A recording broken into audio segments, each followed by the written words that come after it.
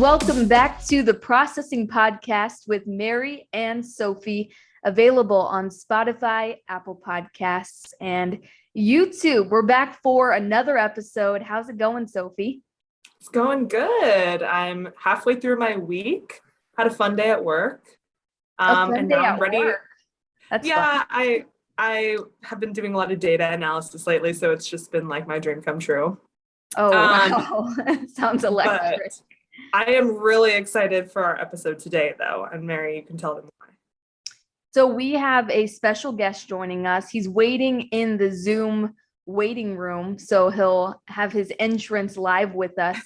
And this is someone that I met in college, has been a huge influence for me beyond college, but specifically in college. I viewed him as a mentor. He was an extremely gifted sports broadcaster and play-by-play announcer, and did a lot of what I did in college, which is broadcast with the radio, on camera with Cyclones.tv, all of the above. We'll get more to that, but I'm interested to see how he is currently doing in the media industry, because I know he was recruited for a local TV station and then kind of eventually found his path in a different area of the media industry. But anyways, his name is Taylor Mankle, and I told Sophie pretty much just that, and that's all she was able to learn about him other than getting her own information. So this is going to be a really exciting, learning session from someone that has so much expertise for all of us. Yeah, I'm excited to see who this guy is and how he had like a hand in your development as a professional person. I'm excited. And he is in a similar position to you, recently engaged. So we'll also have him on for some wedding conversation and most importantly, our hot topics. So we will admit him in now, and it's going to be the awkward transition when his camera's turning on and the whole thing. And the audio always takes a moment to connect to. Can you hear us? Yes, I can. Can you hear me? Yes. Hello, yes. Taylor. How are you? Hello, I'm doing great. So glad to be here. So good to see you, Mary. I know it's been years, and so great to have this time with you as well, Sophie. Yeah, yes, it's nice to meet you. It's so weird for me to see someone I knew in college and then my hometown best friend on the same screen. It's a very odd, worlds colliding. But right. Before we popped you in, Taylor, I gave a little bit of an introduction of how I knew you, and specifically talking about how gifted and masterful you were in the sports broadcasting space, and how you started your career as a weekend sports anchor reporter, which is what I do now, and eventually found your way elsewhere. And I got to know that because I remember a year after you graduated, I texted you asking for some career advice and figuring out what my first job out of college should be. Yeah. And you were exploring what life would look like for you in the next year of potentially pursuing a different area of something you were passionate about. So if you could start by bringing us through what your early career has looked like in the media industry. I'd be happy to. Yeah, it's been quite a journey. It's been quite a journey, Mary. As you mentioned, really, my career in broadcast started at a very young age. Similar to a lot of people interested in broadcast. I've heard the stories a million times from a million different people, especially in the sports world. I was that kid who would mute the TV and do the play-by-play myself of the game. And that lent itself all the way through into middle school and high school when I started to do it on radio. I was lucky enough to have a high school that had its own radio station, so that took that spark and made it a huge fire. And so I was calling all the football and basketball and softball and soccer games, all the matches I could. And from there, that took me directly into college, where I did a whole bunch of the same.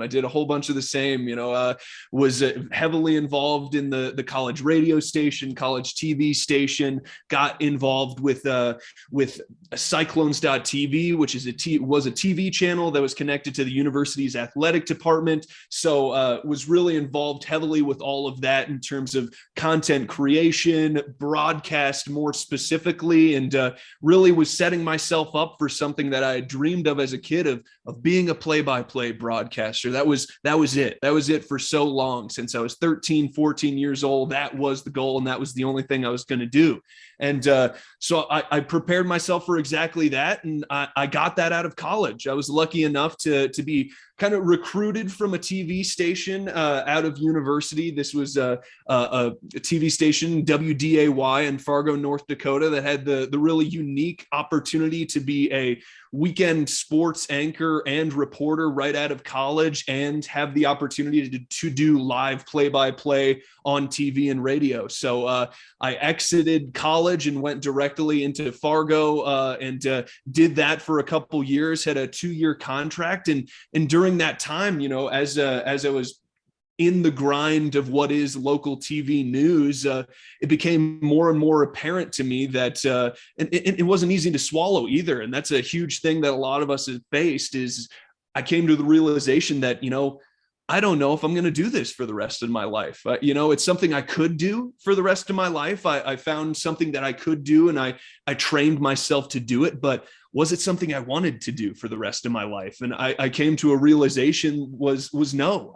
While there are aspects of broadcast news that I really do love and I really do appreciate, and the truth that comes with journalism and the importance that it has, but I realized that I wanted to use storytelling in a more directly impactful way for things that maybe were outside of the sports world or even outside of the news world. So after that 2-year contract, it was looking at what was next, and it was a difficult market out there, as it currently still is for people with the background that we have in communications, specifically in broadcast. It isn't a whole myriad of jobs that accept our background as something that can be translated into other fields. So I was lucky enough to find a nonprofit in Louisville, Kentucky that was willing to take a chance on me. And I started on with them as their digital storyteller, which was their first position of that kind. So it was pretty much just translating the impact of this nonprofit, this social impact organization into storytelling, whether that meant through social media, through video development, through other materials, multimedia materials. It looked very different, and it was kind of a place where I was able to create it my own. And from there, I was able to become the digital content manager through a couple promotions within that organization, and found some more impactful ways to use storytelling, which was good for myself and good for the community around it as well. So that was really something that I was looking for and was able to find. But as life does, life takes you different places. So after that great experience in Louisville, Kentucky, a couple years later, after 2 years there, my partner Jessie, who we can talk about as well, she was in the media industry, is in the media industry as well. She was given an incredible opportunity after finishing up a 2-year contract in local news in Louisville.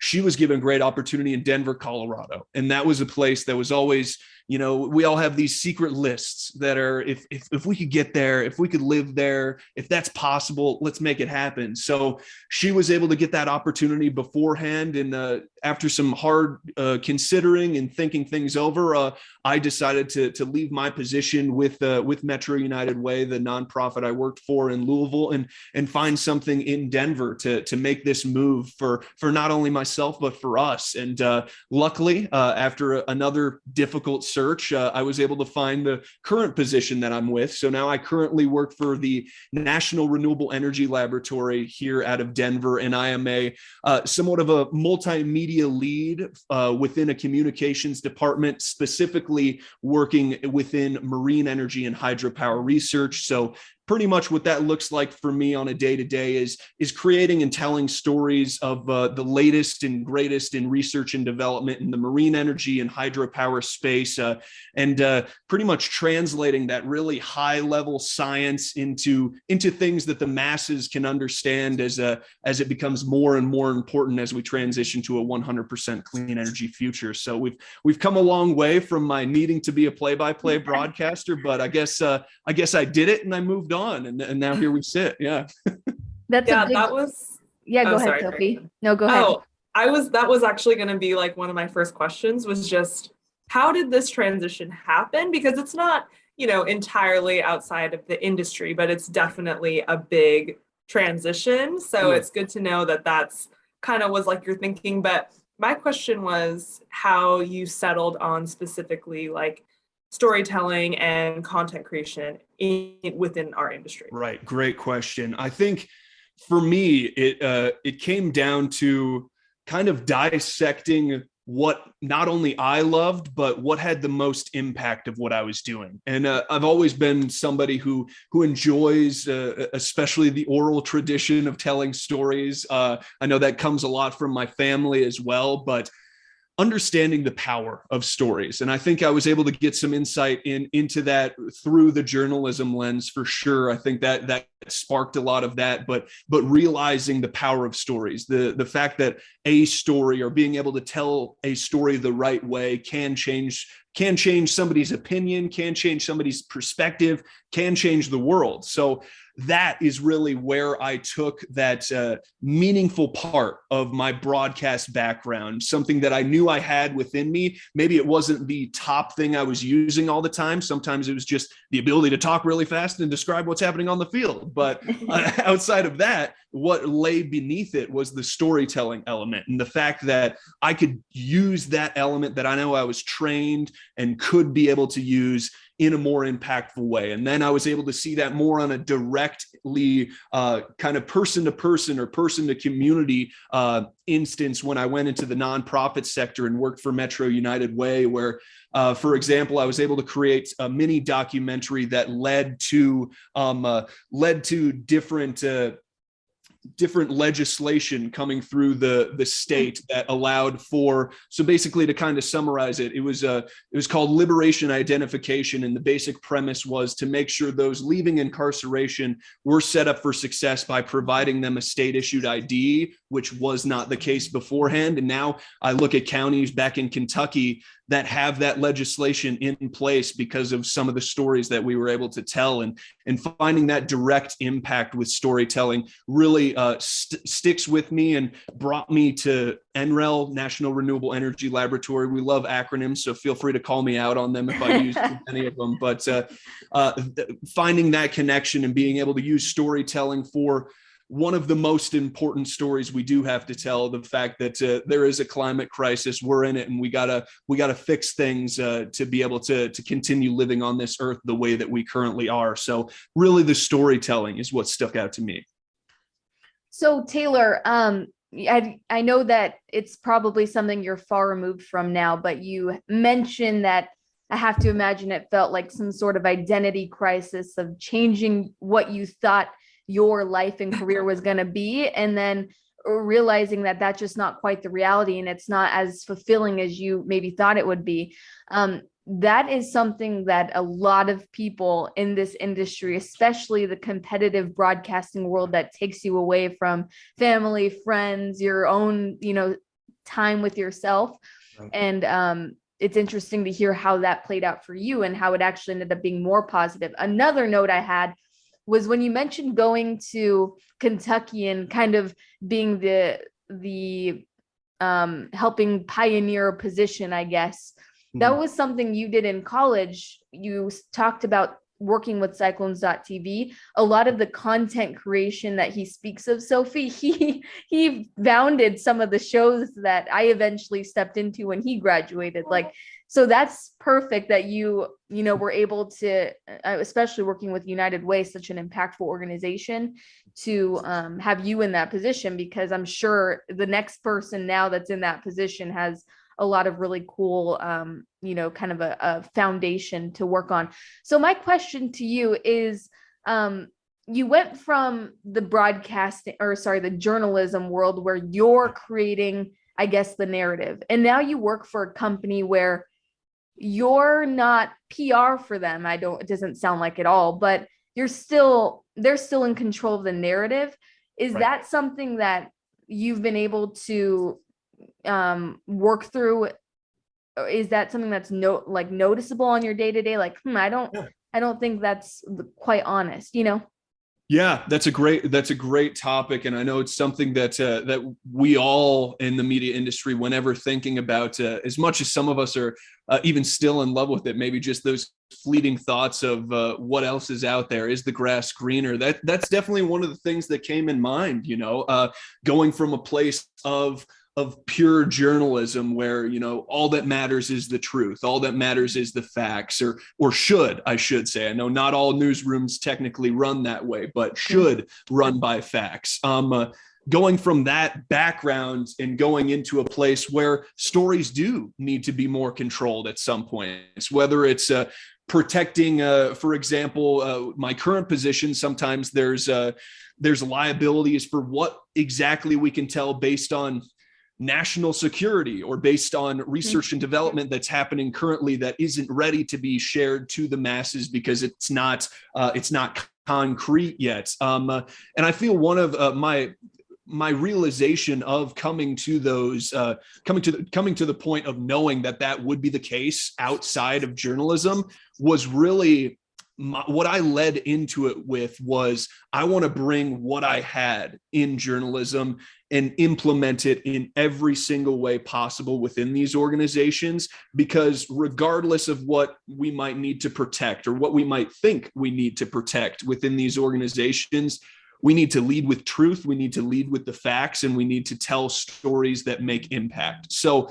that's really what it came down to in my eyes, is being able to translate what I had beforehand and make sure I carry that with me and not get lost in like you were kind of alluding to, Mary, the potential of what becomes the bad view of what PR can be, what becomes the cover-ups, the misstepping or neglecting to mention things because it doesn't make you look good. Bringing in journalism principles into places that you might have those fears was kind of how I was able to overcome that mental hurdle of being able to switch kind of industries in that way. Mm-hmm. I'm sure that's more telling of the industry or the industry leaders that you work with, that you feel as though you're not being controlled in sharing the narrative or making an impactful story, that what they're withholding is for a purpose and for a greater reason. Right. And I think to jet in there, Mary, I think an important part of that is one of the kind of building blocks of journalism is being able to continue to ask questions, always asking questions. That's something that's never going to leave me, and it shouldn't leave anybody who makes the jump from maybe a broadcast or a print side of journalism and goes more towards an organizational level or a PR type of job, is always continue to lead with questions, because as much as some hesitancy might be in other parts of your organization that are trying to maybe not speak to certain parts of whatever the story may be, just keep asking questions. So one, you can understand more why that might be happening. And two, you might be able to uncover that we don't need to be doing these extra steps. We can tell the whole story here. It's not going to hurt us. We're just telling the truth. Mm-hmm.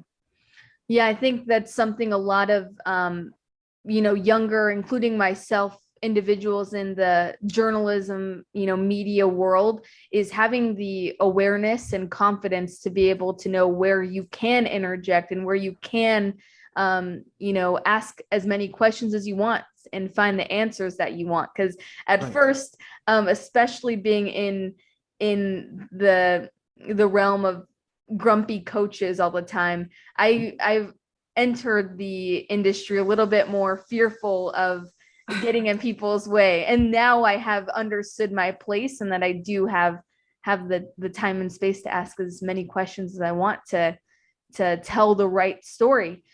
So Sophie's in in the media business. I don't know how much you know about her, but she's more in a different type of field. Yeah. Or type of Yeah. area. Yeah, so I work at an integrated marketing firm. And when I say integrated, I literally mean we pretty much do everything that an agency could possibly do. So I'm technically on the PR side. Sure. So I do a lot of that, but I just got my Google Data Analytics certificate. So Nice. I also kind of work with all of our kind of marketing partners and digital advertising partners to actually quantify the results that we're driving for our clients. That said, I also help with like creative requests. I also help with social media and influencer campaigns and everything under the sun that could possibly be grouped into PR and marketing. But all that said, I kind of laughed when you were saying, the bad side of PR, the crisis comms part of PR, the media spin part of PR. And it is an art that took a couple of years to master. I think I've been at Idea Hall now for, I think like 3.5 years. Yeah, I think we're closer to 3 than we are 3.5, Sophie. Something started at the same time as I guess if you count my internship, gotcha. I guess it's 3.5. So it just made me laugh. And to follow up on what Mary was saying before you answered, I also wanted to circle back to this idea of like an identity crisis that Mary mentioned, because, in the spirit of this podcast, I think a majority of our audience is probably people our age who are trying to, find their passion and find their long-term career and figure out who they are. And I think it's probably pretty common to have decided on a career path early on, because that's what you do when you go to college. And then at some point realize, actually, I don't think I want to do this for the rest of my life. And I just wanted to ask you if that felt like a crisis or if it was kind of a natural transition for you. 100% it was a crisis. 100% it was a crisis. Yeah. And, there are a lot of aspects to this, Sophie. I mean, one of the first things that comes to mind, I mean, just talking about this holistically is, as much as some of our parents don't think so, we are living in a different world than our parents did. And even across industries, that shows. I mean, it is not uncommon. It is very common for people of our generation, of our age, to have 2 years and done at places, 2 years and move on to the next. I mean, a lot of these industries, the media included within that, don't have the resources that they did in previous generations to be able to keep us around. That's the fact of the matter. As things continue to get more pricey, as you get more into adulthood, media pay doesn't really increase on that same level. So being able to come to that realization and be able to, in the moment, the identity crisis felt like, of course, the whole world was collapsing around me. But what it really took was taking a step back and going back to what I was talking about earlier, finding something within the industry that I was in that I knew I could translate. That was the key to me to getting through that crisis, is finding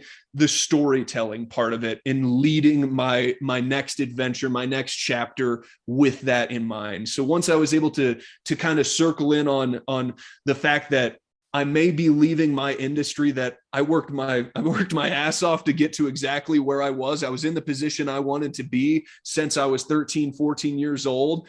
But being able to take down all those walls and find that one piece within that I knew I could take into my next chapter and knew that means a lot to me and can mean a lot to others. And that also made it a little more easy for my specific path. Was I was able to realize a lot of it, or conceptualize it is probably a better word, because I knew that what I wanted to do with storytelling was make more direct impact. So when I was having my crises in my own head of realizing, oh man, I've wasted all this time, or what I thought was wasting all this time at that point, and what I studied and what I spent my time doing in college versus what else I could be doing, I was able to realize that I want to take what I did learn and turn it into something that could impact people for the better, could impact societies, communities for the better. So I think that, and finding that key storytelling throughout, being that middle ground was really helpful for me, because there definitely was an identity crisis, as most of us have had. Yeah. Yeah, I ask because not that I had a crisis per se, but there was definitely a point at my time at my current job where I was kind of realizing, hey, I'm not a social media queen, as Mary can vouch for. I am the worst. I never respond to anything. She'll be like, oh, do you see that photo somebody posted? I'm like, no, I haven't been on Instagram in like 3 weeks. But they had me doing a lot of that because obviously when you're new and you're young, put her on social media. She's the youngest one here. Right.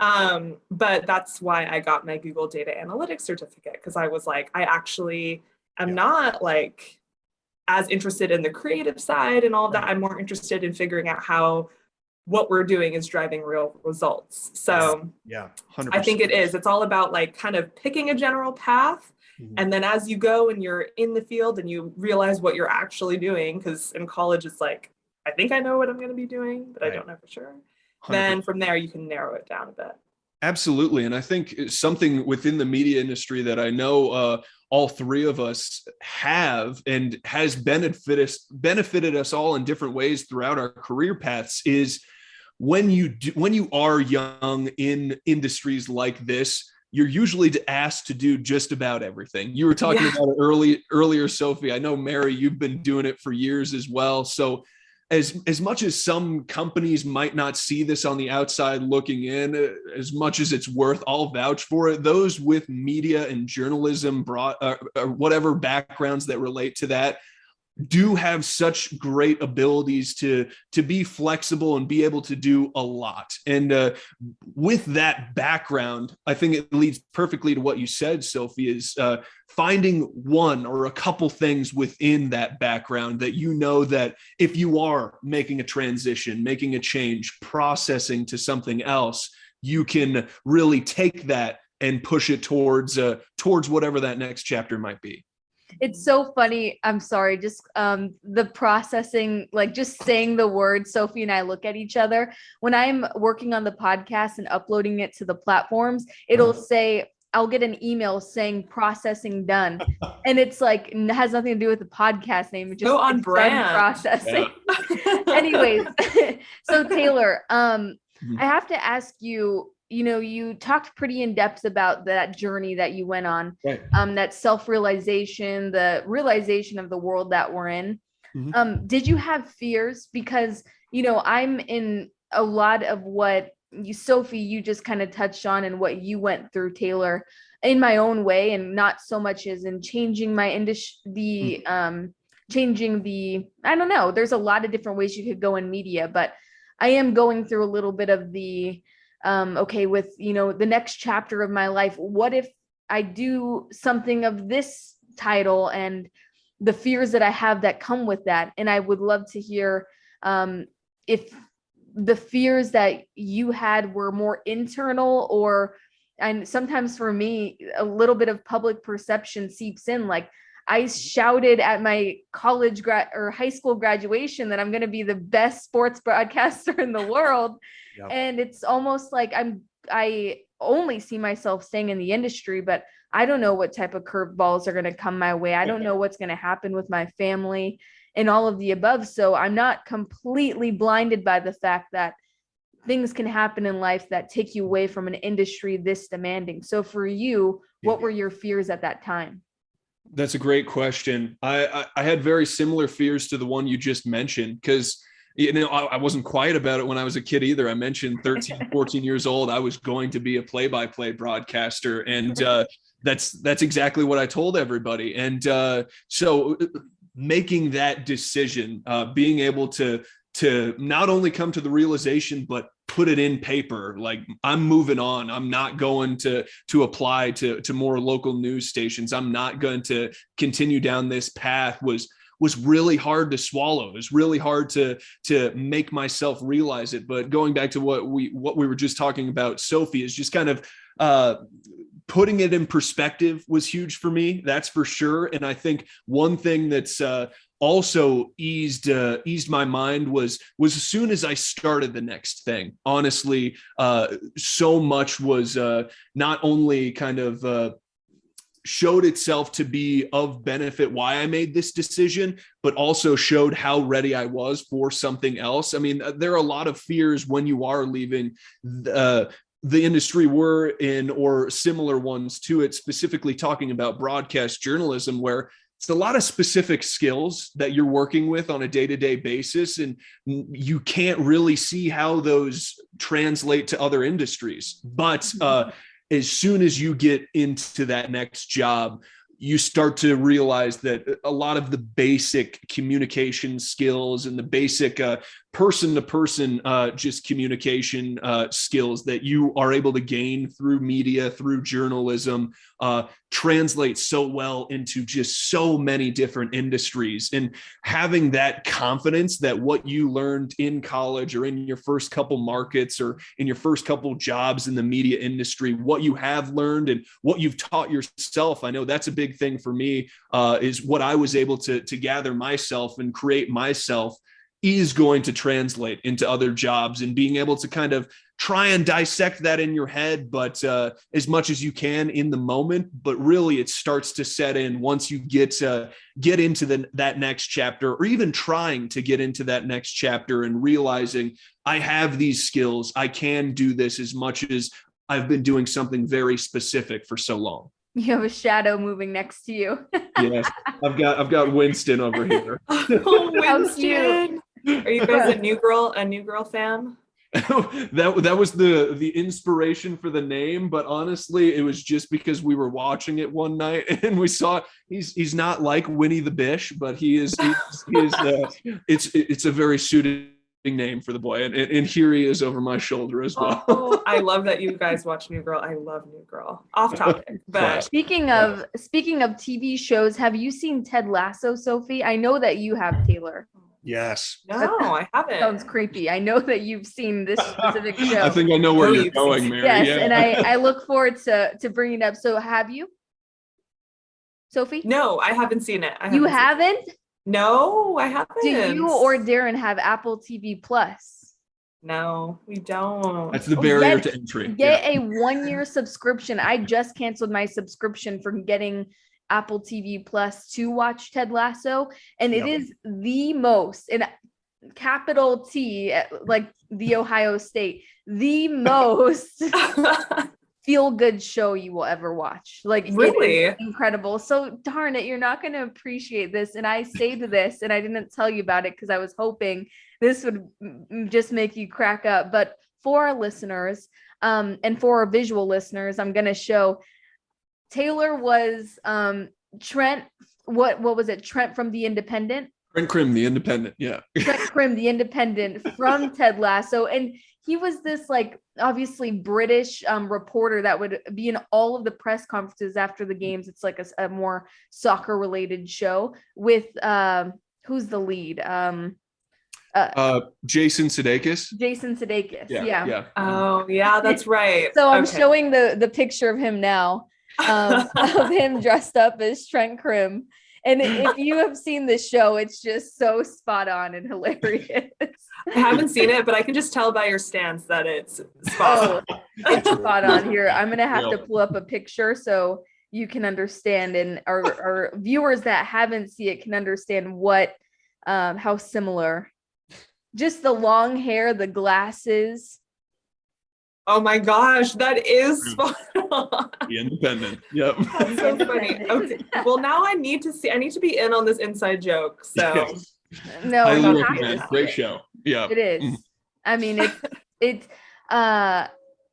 it's just masterful. I want to start describing it, but I'm not going to do it justice. So just watch it. Just go enjoy it. Yeah, go enjoy it. It's great. So you're in Colorado, Taylor. Correct. Yes. I didn't know that. I have only been to Colorado a handful of times, but obviously a place, being from California, Sophie currently lives in California, that, we're more familiar with than we were with the Midwest growing up. Yeah, sure. A little bit of a destination. So that's awesome. Well, we're going to transition now to our reoccurring segment of Hot Topics. And this week, we have Taylor joining us. He's going to bring a hot topic to the table. And I gave him a good briefing on what the purpose is to try and, look at a topic that we're either passionate about, that we've been following, that just flat out interests us, and then discuss it in our best ability in a productive manner that is, focusing on the facts, I guess, for a lack of better words.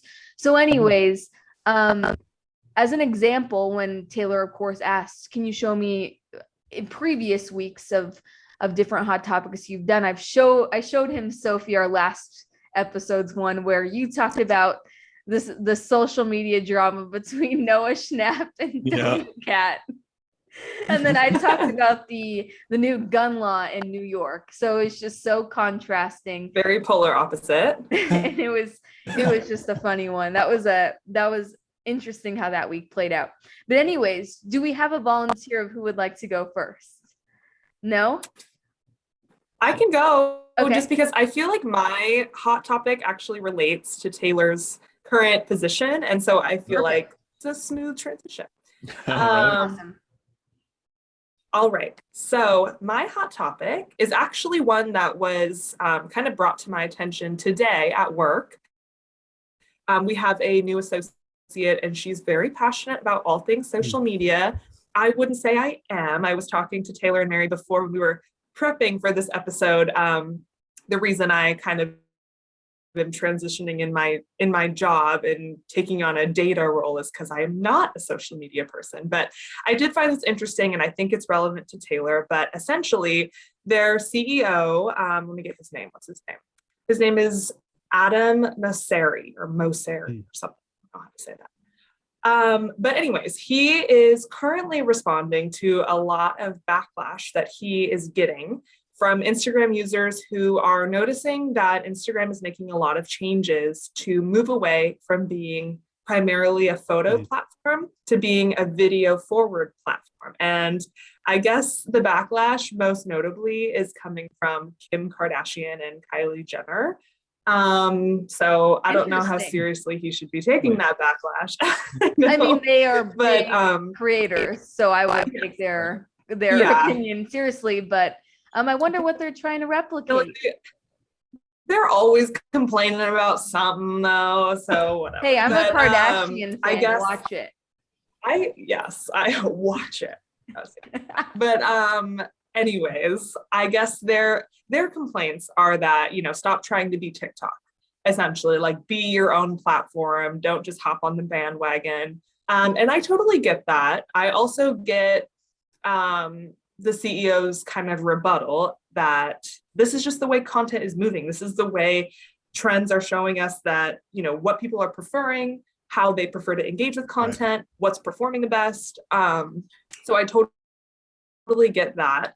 My other question though, maybe to you guys, we can discuss it. Video content obviously takes a lot more effort to make and a lot more skill. So number one, I wonder if this will limit kind of maybe not who will post, because you could still post photos. It's not like they're going away completely, but you wouldn't expect photos to perform as well as your videos. So I wonder how that affects creators and who's posting and who's becoming more popular. And also just from maybe, us as kind of semi-millennials, I don't really know where we all fall, Gen Zers, millennials. I feel like when we're a hybrid of both from where I was born, like having older siblings, technically Gen Z, but I feel more, I resonate with millennial interests. Cusp. But I feel like, would you say, Taylor? Yeah, we're like cusp. Exactly.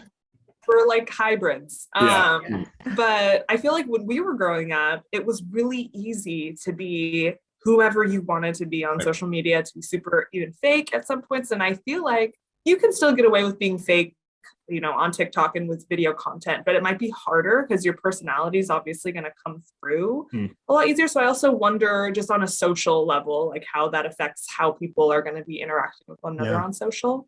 But anyways, I'll open up the floor to you guys. Yeah, I think that's a great hot topic, Sophie, and it really resonates with me. I mean, I'm constantly creating content, and I think it's really a microcosm of video being king.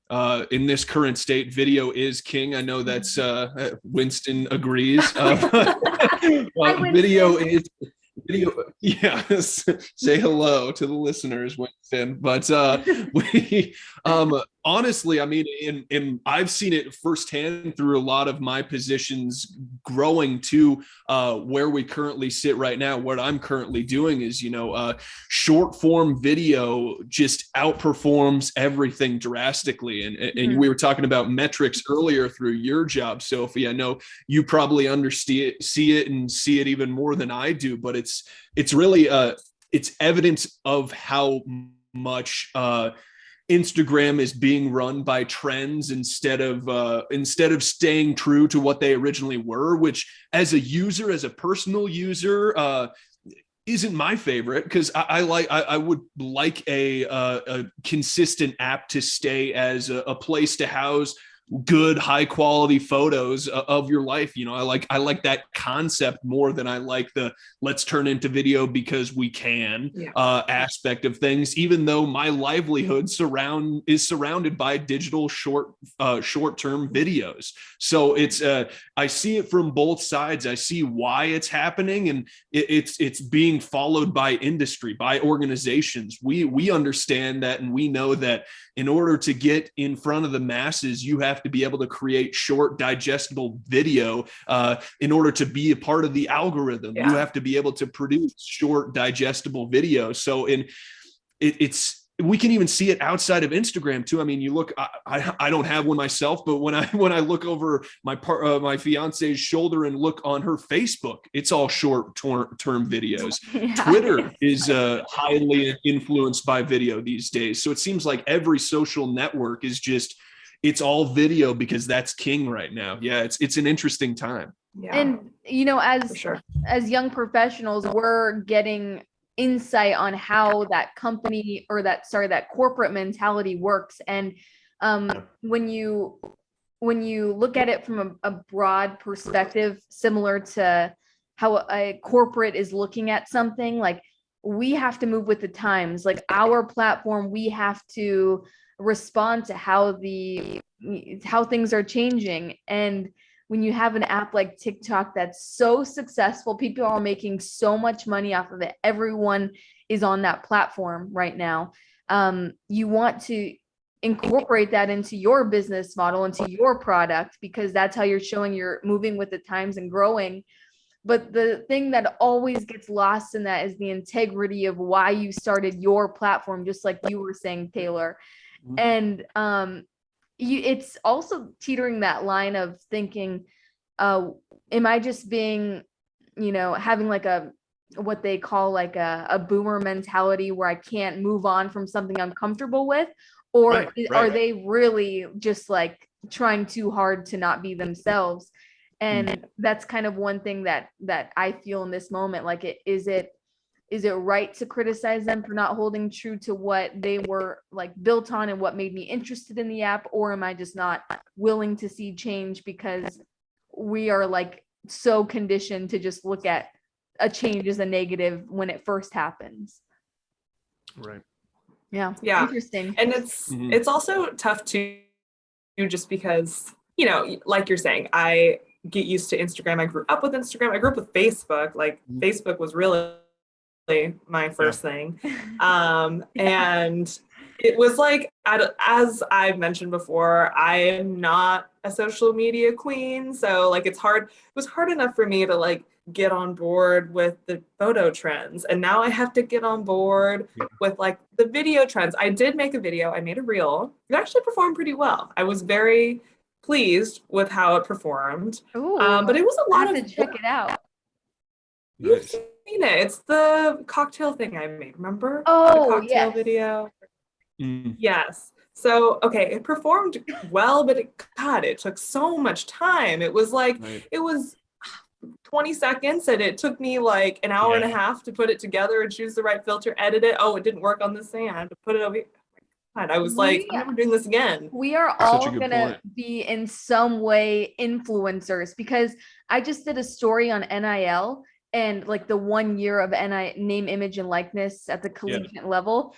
And basically all of these athletes are influencers for products and businesses that they work with, and they're having to like sell the product while telling their story. And it's like, you know, a year ago at least, but even beyond that, that's never been, that level of showing an athlete's personality has never been really cared about or you know, accepted, I guess. So our generation is going to be just pro influencers just because it's in front of us in every way.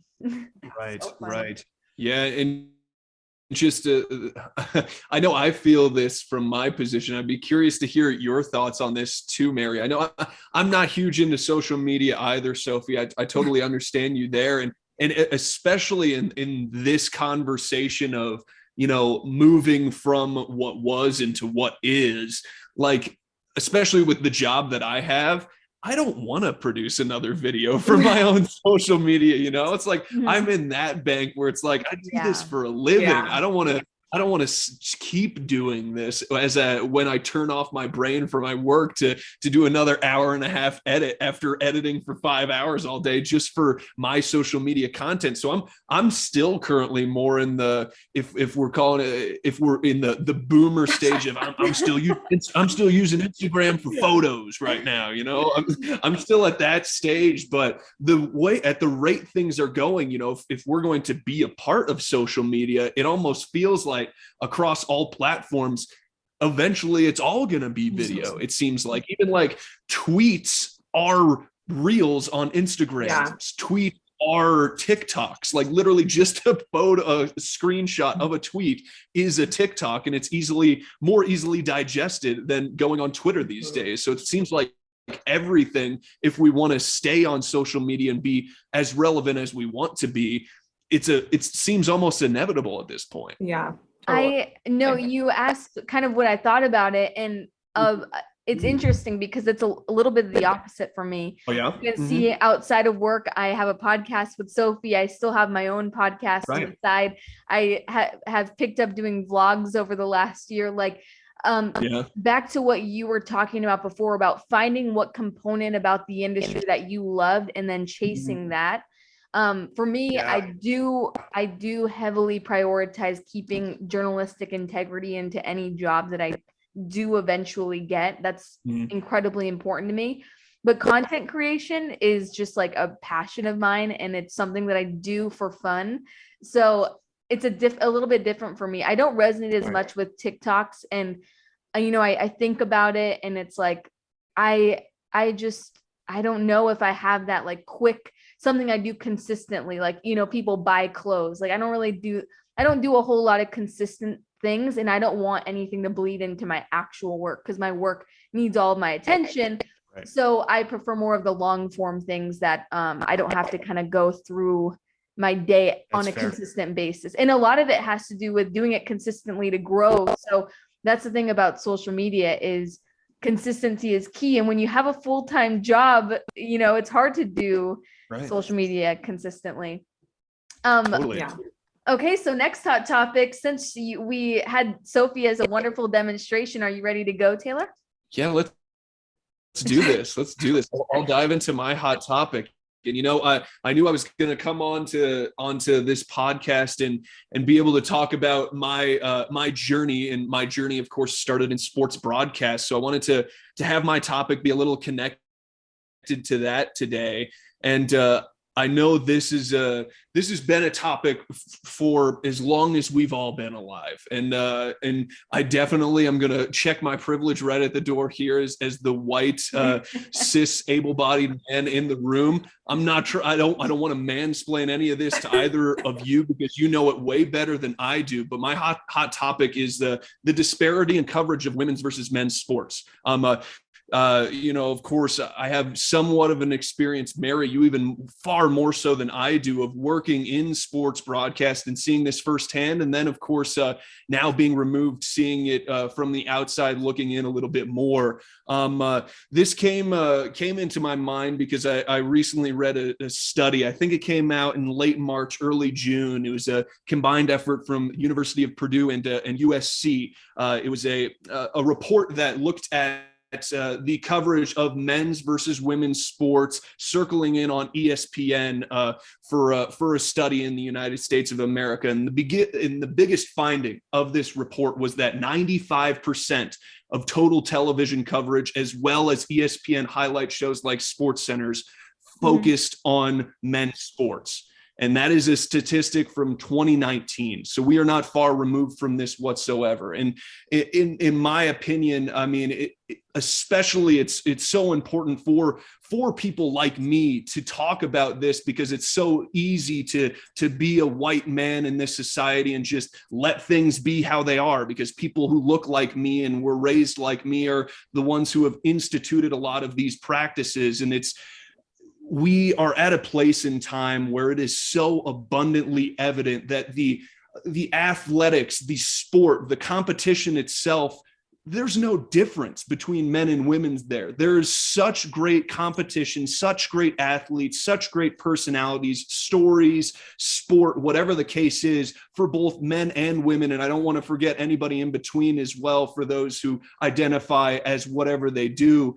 All these people have the same competitive nature at the same kind of levels across the board. So the fact that our coverage still looks like this, 95% in favor of the men's side of things through live coverage and through highlight coverage, is just, it should be unacceptable. And that's why I wanted to bring this topic forward, because I feel the more we can talk about it, the more ridiculous it should sound to us. We have such great leagues out there. I'm a huge fan myself of the NWSL, the WNBA, real big supporter there. And I think it's important that we uplift leagues like this, and leagues that have need more opportunities like those have seen, and even more so past that, in order to not even level the playing field. It's not about equality at this point. It's about equity. We need to start lifting up those that have been pushed to the side or continue to be forgotten about year after year.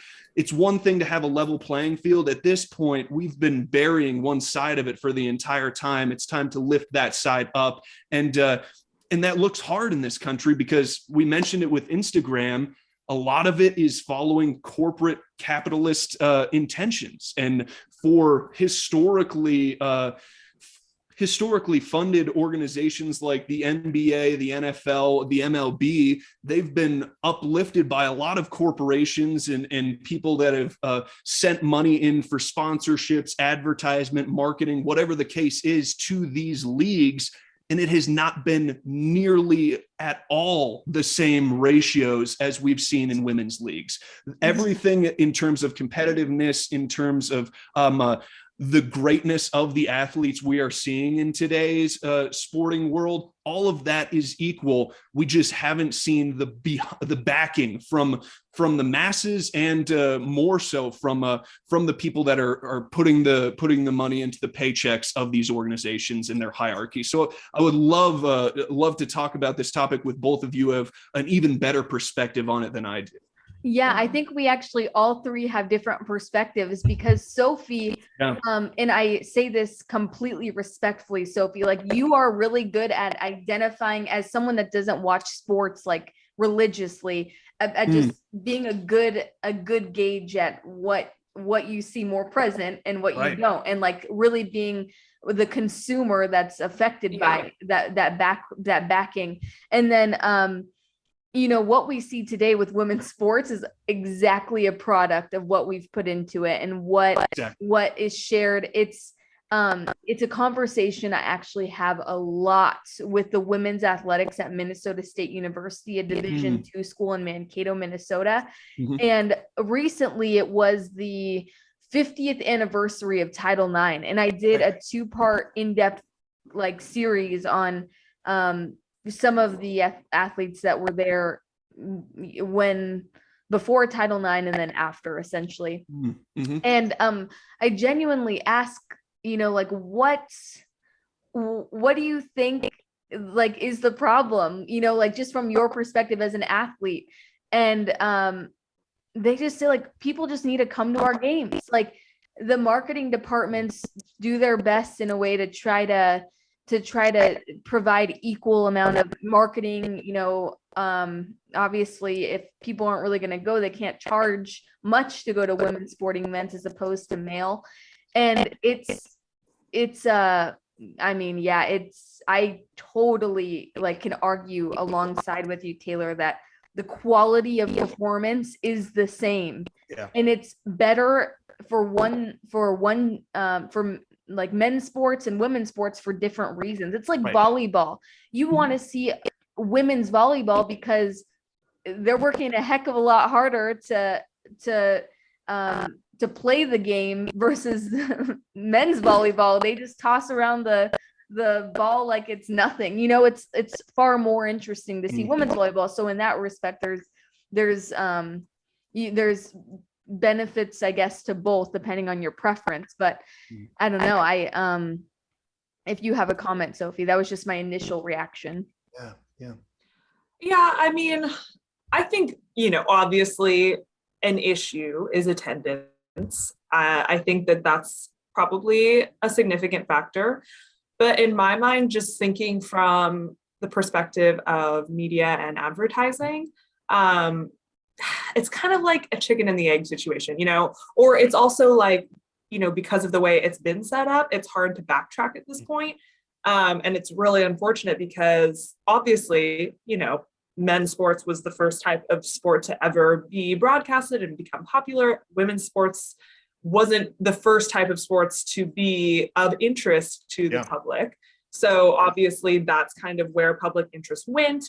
And then as women's sports came along, and obviously institutionalized sexism came along with it, people were less interested to go watch women's sports. So as a result, I think through the years, it's been difficult for women's sports to kind of get that edge that men's sports do have from so many centuries of being popularized in the media. So at this point, I mean, the media is really in control, I think, because attendance is important, but at the end of the day, the numbers come from viewership through, the media, through TV, through social media, whatever it may be. And I think that's where the real advertising dollars come in, is where advertisers are putting their money through the media. And so I don't know. I'm not sure what the answer is. I'm not sure if it's that the media needs to cover it more and then advertising dollars will follow. It's kind of just like having to be willing to kind of equal the amount of coverage time. Of it, but like, it would be an investment. It would have to be an investment on the part of the media to say, hey, for this short amount of time, we're going to lose some money from advertisers because we're going to be covering women's sports, but it will follow eventually. Right. Honestly, that's a great point. And I love how you mentioned the historical importance of it too, because that's why we are currently where we're at. And it, on top of kind of the sacrifices that it might take from a media side of things or from a corporation side of things, just investing in these kind of leagues is societal. It's so entrenched in our in even just sports cultures or sports psychologies that the men's leagues, those are the important ones, especially in the United States. We got the big three, and that's what we cover. That's who we put our investments into. That's what's reliable, whatever the case is. But I think having this conversation, especially what you were talking about, Sophie, about why we're here, the historical importance of how women weren't allowed to play sports for a long time because of people that looked like me, because of white men didn't want them to. So having that context in today's society and understanding that historical place that we're coming from is so important as we think about, again, not necessarily even just equality, but equity. We're at a place that equality has been something we've been fighting for decades on decades, which is great. But at some point we need to step up and be equitable instead of just trying to be equal. Yeah.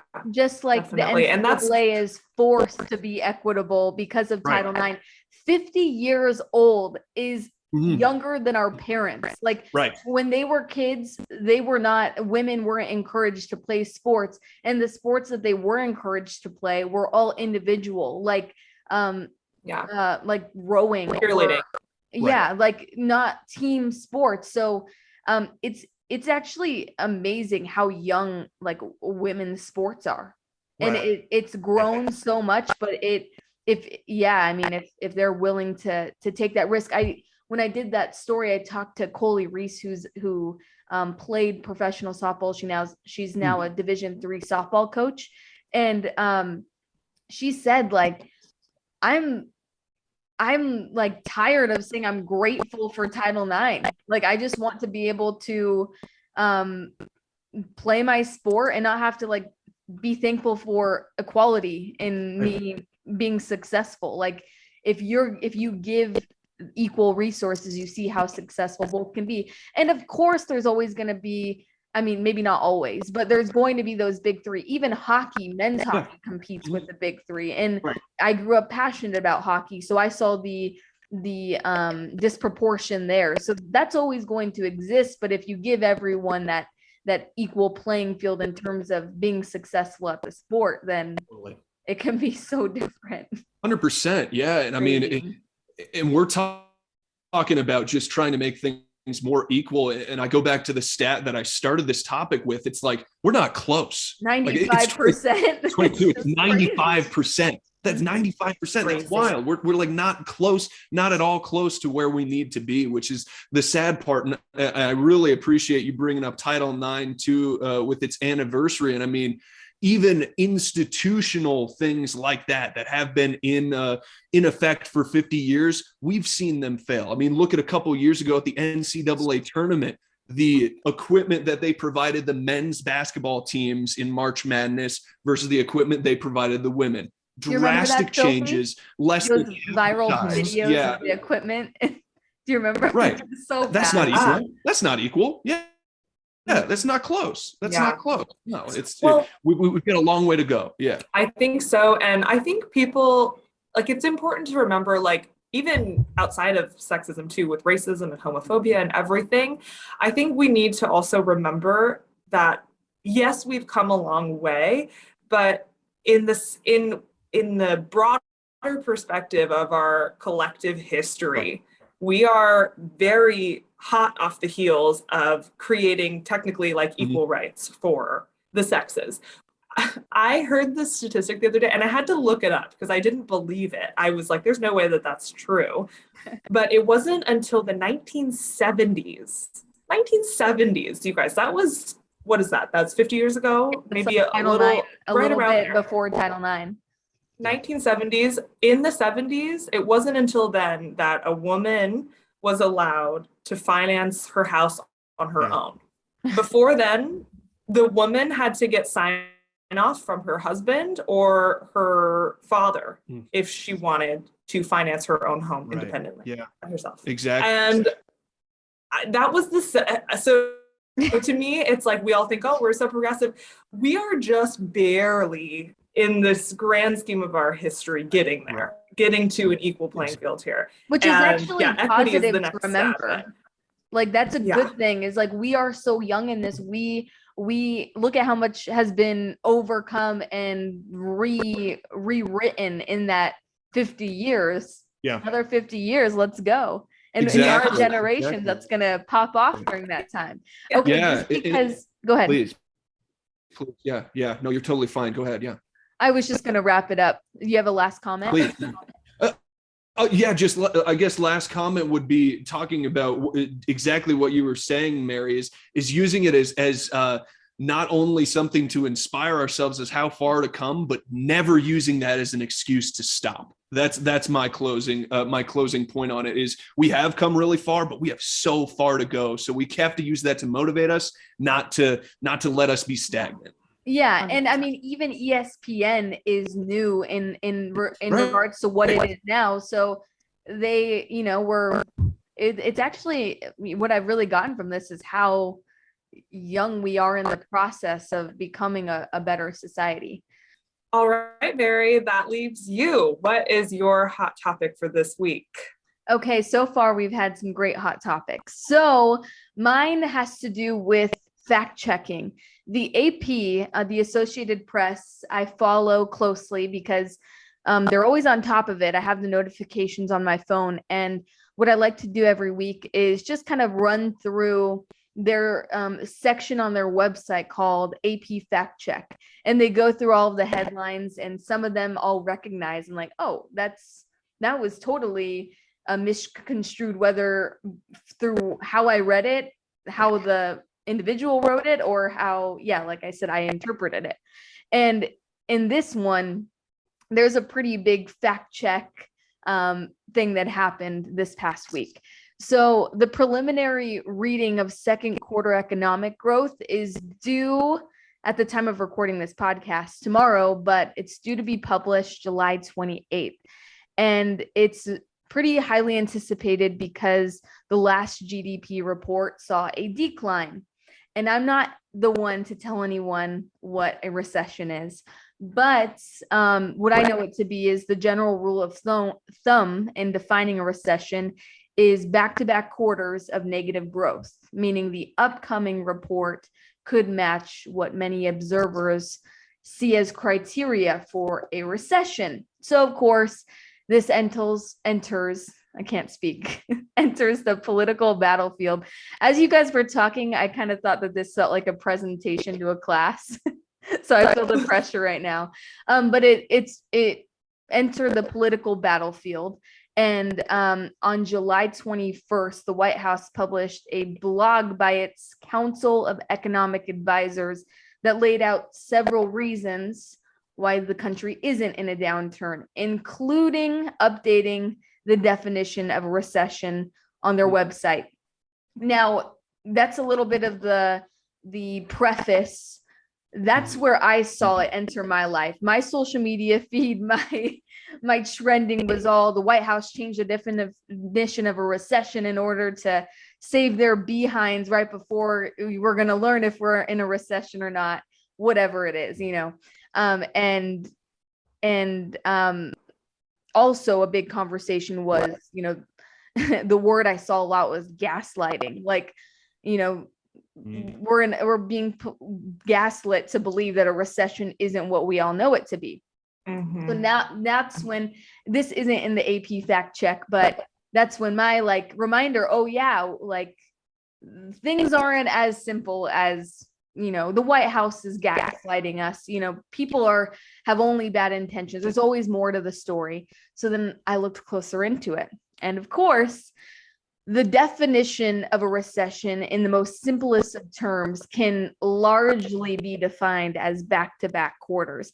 But the National Bureau of Economic Research, which is the semi-official arbiter of when the U.S. downturn starts and ends, its criteria is far more complicated. And rather than it being 2 quarters, the organization looks for, quote, a significant decline in economic activity that is spread across the economy and that lasts more than a few months before they label something as a recession. So it's actually kind of funny, like the easy definition that we know it to be isn't exactly what it is. And of course, whatever, you know, side you are on in the political battlefield, quote unquote, you know, you're going to look at it, the White House updating it at a certain time when, you know, elections are nearing, as motivated for a certain agenda, or whatever it may be. But the simple fact is technically what everyone was freaking out about, at least from what I saw, it just wasn't that simple. Yeah, right. Yeah. And that's a great topic, Mary. And one of the first things that pops into my mind when you say that is like, something like this would never have happened in a generation previous to ours. You know, without social media, without internet connectivity, we wouldn't have this. Like, we'd be waiting for Walter Cronkite to tell us that no, even though on the layman's terms it's just quarter to quarter, actually the bureau, whatever. So it's so it's such a great example of how one seemingly semantic difference can send millions of people, sometimes an entire nation, into a frenzy of, oh, what's going to happen? Are we being lied to? Are we being what's the actual truth? And then you've proven it right there, Mary. Just a little bit of journalism can unclear quite a bit. Like I just think that's, as you mentioned, Mary, like it's the case with so many things. And God, it must be so difficult. And, not that I am like the biggest fans of the past two presidents we've had, not to get too political, but like it must be hard for them to be presidents right now, just having every single little thing you do just put on blast. Yeah. Whereas, like you said, Taylor, Walter Cronkite, what's he going to report on? And if he doesn't touch on this definition, then the public ain't going to know about it.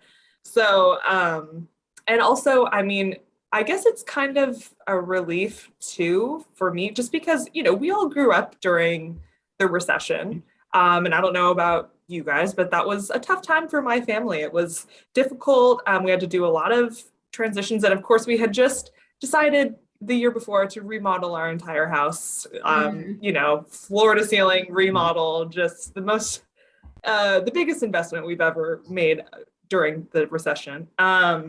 And so, I don't know, it actually maybe brings some comfort to me that, the hype is not all that it's been hyped up to be. That's what I gathered from it, like the definition, the overall trends. It's the tendency through the masses is more so to freak out about it, but it seems like it's really not that simple. Right. Yeah. Right. So, but yeah, it's funny, Taylor, your point that this is probably wouldn't have been a topic of conversation.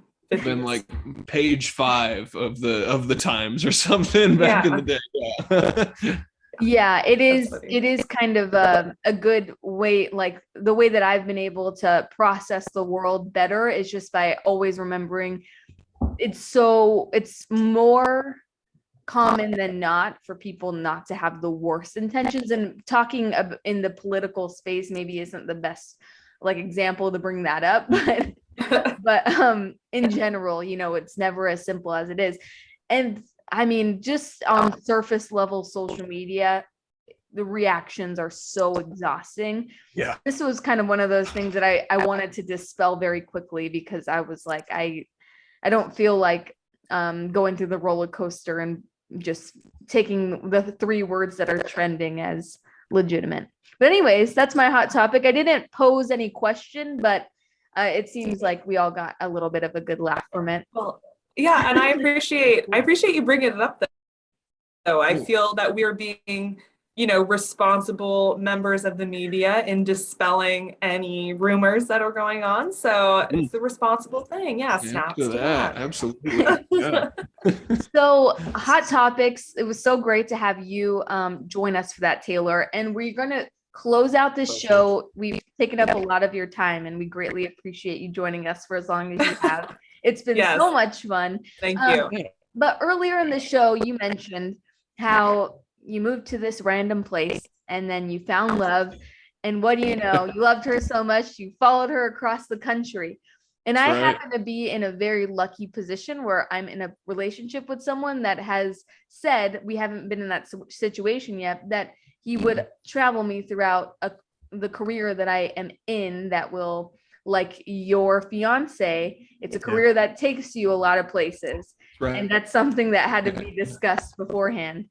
So anyways, talk about that process of dating someone not only that is in a very demanding field, but then moving across the country, and just a little bit about your guys' love story, because it's just the perfect like media journalism industry love story.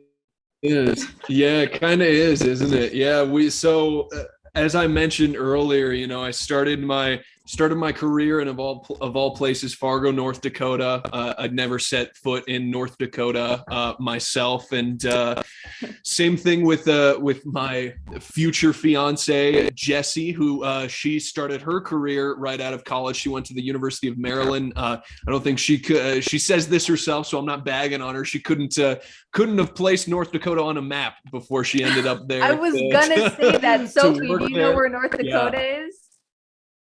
I know it's like in the mid, isn't it? Like it's where like north of Colorado, right? Like if you go up, right? It neighbors the state that I'm in. Yeah.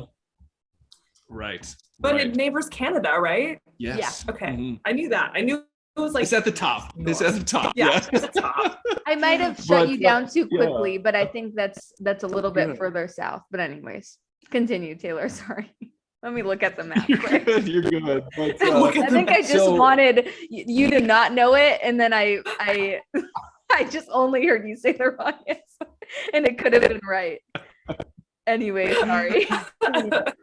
Oh, you're good. You're good. Always appreciate a good friendship down. I love it. But so we met in Fargo, North Dakota, and as both of you might know from kind of media-esque industries, especially when you're starting off, some of the only people you hang out with at the beginning are people in the same industry. So I was working at one station, and she was working at a competing station. So she was a reporter turned anchor reporter. I was the sports reporter. So our hours kind of matched. Mary, you mentioned your hours earlier, how it's kind of 2 to 11 o'clock. We had similar schedules. So that's how we originally met, with a bunch of other local news people just gathering together. And one thing led to another. We started dating, and from there, she actually was, her journey has always been slightly accelerated as she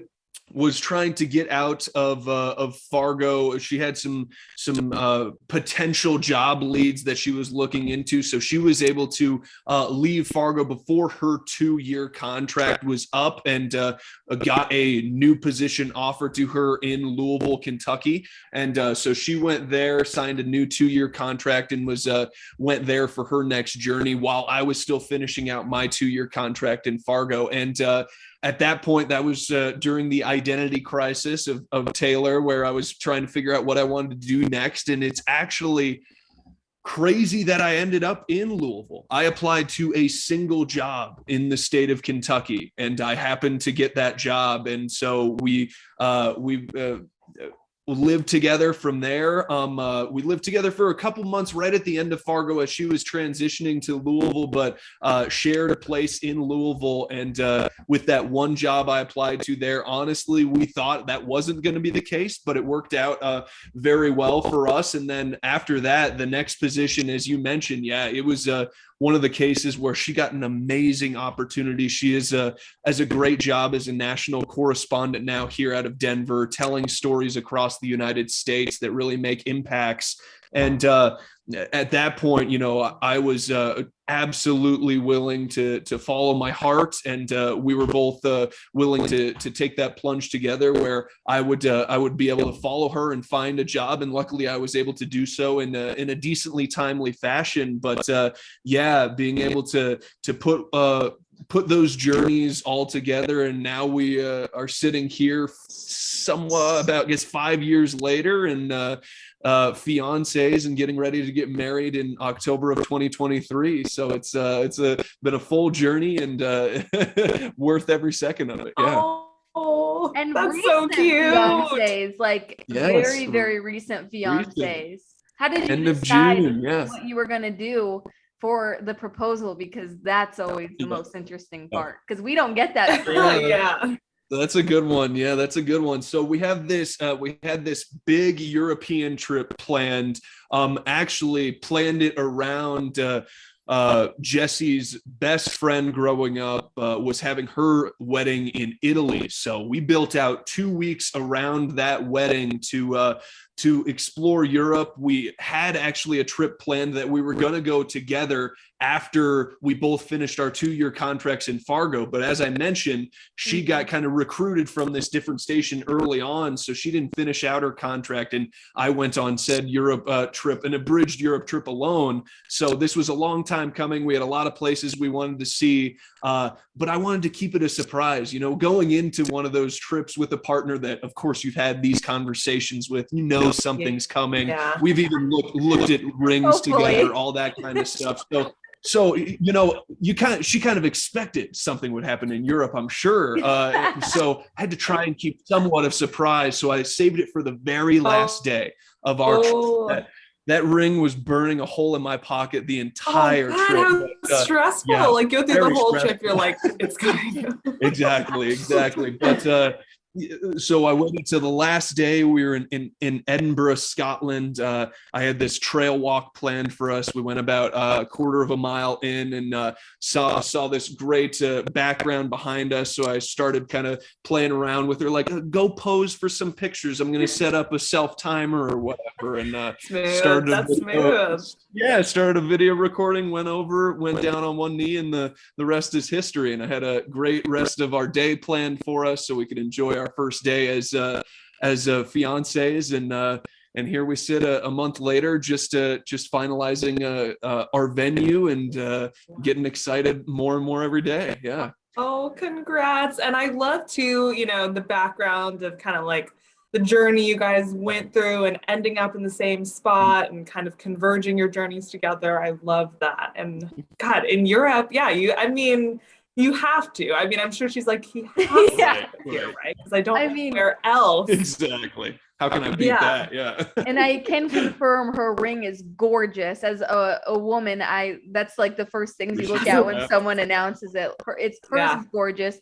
So is Sophie's. And Sophie, we won't do it now, but I don't think we've ever shared your proposal story on the podcast, have we?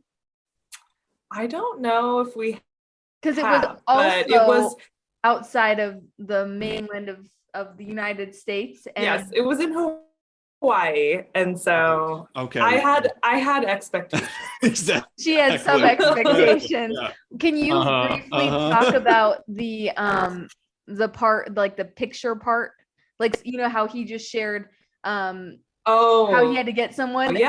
Just because he held his in his backpack, so and you try to look through it. Yeah. Right? So, I'll try to be brief. It's hard for me to be brief about this, but it was like he was like, oh, I want to go and take pictures at this pier, and I was like, you never want to take pictures. This is weird. But he was carrying a backpack, and all my stuff was in it, like my wallet, my chapstick, my like hair ties, everything. So I was like trying to get him to like let me go through the backpack because I'm like, I need my chapstick, like my lips are dry. And he was like, I'll get it, like, where is it, like, let me do it. And I was like, okay. I'm like, something's happening. I don't know exactly when or where, but it's happening. And so anyway, we get to the pier and he tries to set up his phone, but it's a flat pier. There's like there's nowhere to like put the phone. So he's like putting it on the ground and it was falling over, and he was trying to get the ring, and the backpack would hit the phone and the phone would fall over. And like, it was this, and I was just standing there watching it, and I was like, what is going on, dude? Like, something's happening. And luckily this man comes by, he like walks by, and he's the only one on the pier. Thank God he was there. And Darren was like, hey, can you take a picture of us? And whispers to him like, I'm proposing right now, like, please, like, take a video. That's so cute. No way. So it worked out. We got a great video. The guy did a great job. He did not look like somebody that would do a great job, but he did do a great job. He's up. I love it. Yeah. But it's, it takes like a certain amount of planning. I'm sure. I'm not that I planned it, but I'm sure from what I was observing, it looks like it's nerve-wracking. There's a lot of things you have to think about. Like, you want to capture the moment. Right. So I mean, you want some semblance of remembrance. Yeah. Yeah, her ugly cry. That's how you know that it's like, like it was her like world was made because the cry that she had was awesome. Right. But it's my knowing Yeah, them it was too, cute. it's my favorite that she wanted her chapstick, that he had to somehow not let her get the chapstick. He's trying to set up the camera with the ground and the backpack. Like those are the funniest Yeah. details.